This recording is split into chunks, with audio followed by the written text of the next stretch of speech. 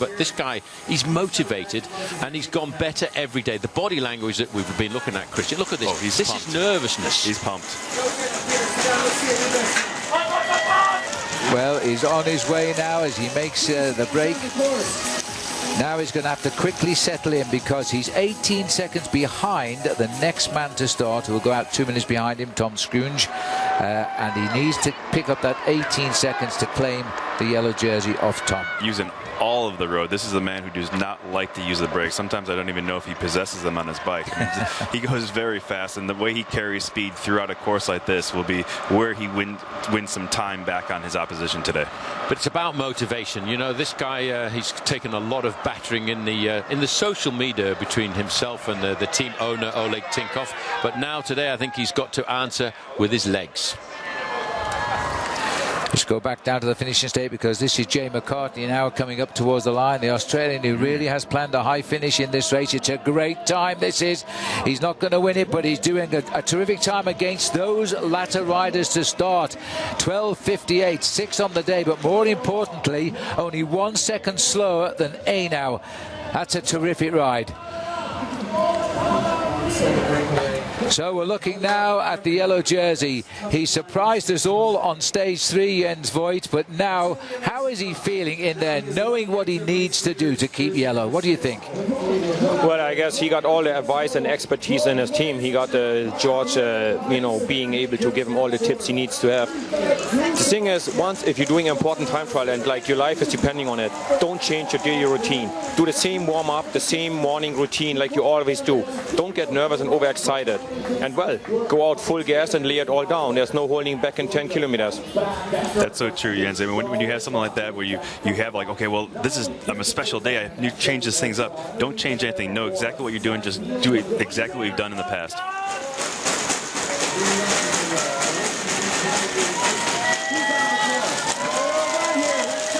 Six Flags Magic Mountain. Is it going to be a magical moment here for Tom's Scrooge? He's had a few this week. He's such a young bike rider. He's taking on the world's best, and he's the last man to go because he leads the Amgen Tour of California.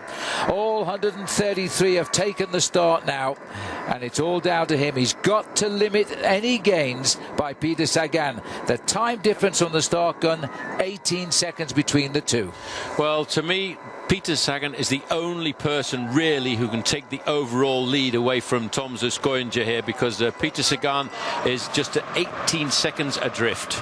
Let's have a look as we can go back down to the finish. The arrival of Lawson Craddock here. It's a good ride by Lawson. 12:46, that's the best time gone. He's not shooting. He wants a time around 12:50. It's going to be a little bit outside of that. Lawson Craddock losing just a little bit to the likes of Ainau, Roscoff and McCarthy coming up towards the line. But he hasn't lost a lot. We're only going to be talking a few seconds here as Craddock brings it on home. Well, you've got to bear in mind as we look at the clock stopping there at 13:08, he's lost 22 seconds on Jos van Emden, but it keeps him right up there amongst the leaderboard of the men trying to win this race overall. And from a guy coming back from that horrific accident in the Santos Tour Down Under in January, I think he'd be really reasonably pleased when he looks at the standings tonight. For sure. Considering where he came from in January to where he is right now, just the fact that he's even trying to be up in the is a testament of the man of this guy. He's only conceded 10 seconds there to the men he will really be looking at the moment. But more interesting what these guys are doing right here, particularly this man here, Peter Sagan, the rider we talk about on the flat days as the top sprinter, the big winner. He's won 12 stages of the Amgen Tour of California over the years. I always think that's a little bit misleading to regard him as a sprinter, because I would put him down a little bit of more of an all-rounder. He's a kind of a Thor Hushoff type rider, an Eric Zabel type rider, the sprinter who can get over some of the medium-sized climbs. Here he's sitting right on the front end of his saddle. I think he's riding pretty fast. So you look at that speed, Christian, we're looking at 32, 33 miles an hour. He's rocking the body a little bit, but that's because of the power that he's generating and putting into those pedals. Yeah, I mean, look at the massive pins on that guy. I mean, he just has huge guns. I mean, he has a monster of just muscle for a bike ride at least, and he could really push a lot of wattage. We don't know how he's going to do overall, just because this is a little bit unknown territory for him, but I think he could do a very good ride, and he's, like you said, Paul, he might be in a shot with taking that jersey off the back of Tom's. A shadow here. It looks like it might be. Oh no, this has gone back to Tom Scrooge. This is the maillot jaune. He's got the The shorts to match here today, as Tom Scrooge now starting 2 minutes behind for the moment his arch rival Peter Sagan, and he doesn't want to concede a single second. This is Robert Hessink here. He might find the time trial a little bit more of a challenge. Well, normally he doesn't have much of a reference as an individual time trialist, but he did win the time trial of the Tour of Oman back in 2011, but there was a slightly different profile to this, wasn't it, Christian? A lot big difference. I'm quite relaxed. I'm generating the power where the other side of the course, you know, I think Peter Sagan will be really taking all kinds of risks at any time that he can. And that's what I was talking about. I mean, you just see that he was in the bars going through a 90-degree corner and never stopped pedaling. So these kind of things, these little gains that he has, these second here, second there, is where Peter's really going to be taking times out of times. You know, when you look at the pedaling style, this is a guy that generates huge power when he's in a professional bike race. And I think with the added incentive today of knowing, you know, he's chipped away at the overall lead over the last couple of days, going for the time bonuses, going for the positions. So he's moved himself up to just 18 seconds adrift. And 18 seconds is around about, at these speeds, maybe 350 meters distance between the two if they were on a straight road. And he could pull that back. But the last man on the road is Thomas Scrooge. Now, having the overall lead in a race like this when you're 23 years old, there's a lot of pressure, a lot more pressure maybe than in previous races that he's won. No, for sure. He's got a ton of pressure. He has, you know, everyone from the Hincapie family is out there. George Hincapie, Rich Hincapie, the GM and the president respectively. He has the major sponsor. Mark Helloesco flew out here. So he has a lot on his shoulders. But, you know, I think these guys are really taking this in stride. They're riding, you know, punching way above their weight. They did very good, you know, defending the jersey these last 2 days. So we'll see. I mean, you never know. I think he could really pull this off today.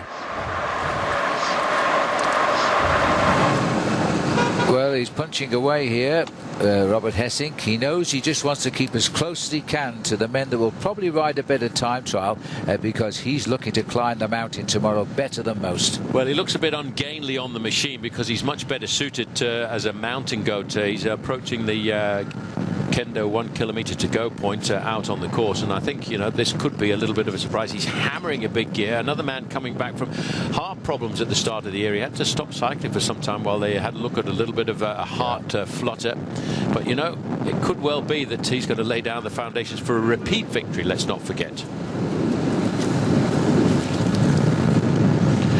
Quick reminder, the best time is still his teammate Jos van Emden, 12 minutes and 46 seconds. Joey Roscoff is in second place at 5 seconds. Daniel Bernati, the sprinter, up there in third at 7 seconds. This is the man who hopes he'll do well. Look at this. This is a very good ride by Robert Hessink. I don't think it's going to knock his teammate off, but it's going to be very, very close to the top of the leaderboard. There's a big swing around there. The time of Jos van Emden has slipped away, but this is a good ride by Robert Hessink. He's the leader of Lotto Jumbo in the yellow jersey there of the Dutch squad. As he comes up to the line, this is a very, very good ride. Reference there is he's gone inside of the time of Tom Zerbel. 7th time for him, 12 seconds off the overall lead. Well, that announces that tomorrow is going to be a big battle there, laying down the cards on the table here this afternoon. Let's just have a look at that.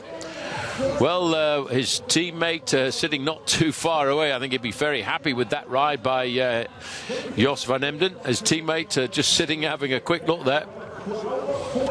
No panic. Well, he's got just a couple more riders to wait. 3 riders, in fact, to see come in to know if they'll beat him.